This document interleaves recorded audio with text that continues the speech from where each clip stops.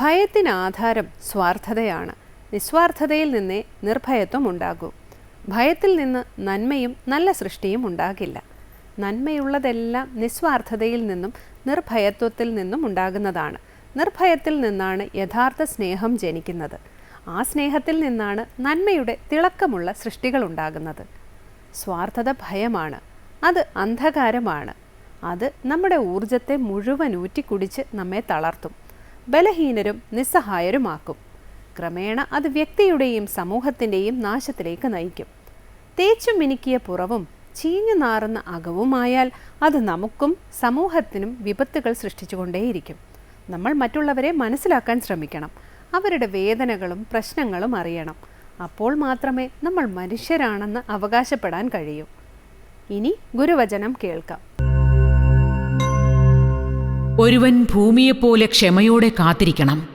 ഭൂമിയുടെ കടമ എന്താണ്? അതെല്ലാവരുടെയും ഭാരം വഹിക്കുന്നു. എന്നിട്ടും അത് പൂക്കളും പഴങ്ങളും സസ്യജാലങ്ങളും ഉൽപ്പാദിപ്പിക്കുന്നു. അതുപോലെ മനുഷ്യരാശിയെ സേവിക്കാൻ ആഗ്രഹിക്കുന്നവർ ക്ഷമയോടെ കാത്തിരിക്കണം. സഹിഷ്ണുതയും വേണം. ശ്രീ ശാരദാദേവി. തുടർന്ന് ശ്രീ കാവാലം ശ്രീകുമാർ ശിവ അപരാധ ക്ഷമാപണ സ്തോത്രം ചൊല്ലുന്നത് കേൾക്കാം.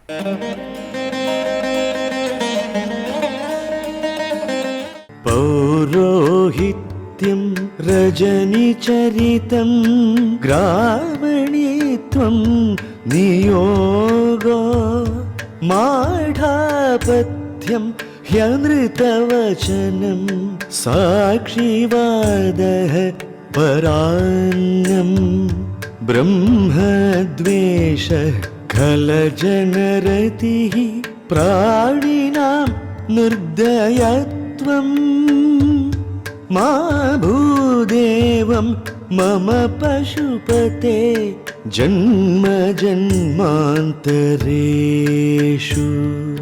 പൗരോഹിത്യം രജനിചരിതം ഗ്രാമണീത്വം നിയോഗോ മാഠാപത്യം ഹ്യനൃതവചനം സാക്ഷിവാദഃ പരാന്നം ബ്രഹ്മദ്വേഷഃ ഖലജനരതിഃ പ്രാണിനാം നിർദയത്വം മാ ഭൂദേവം മമ പശുപതേ ജന്മജന്മാന്തരേഷു.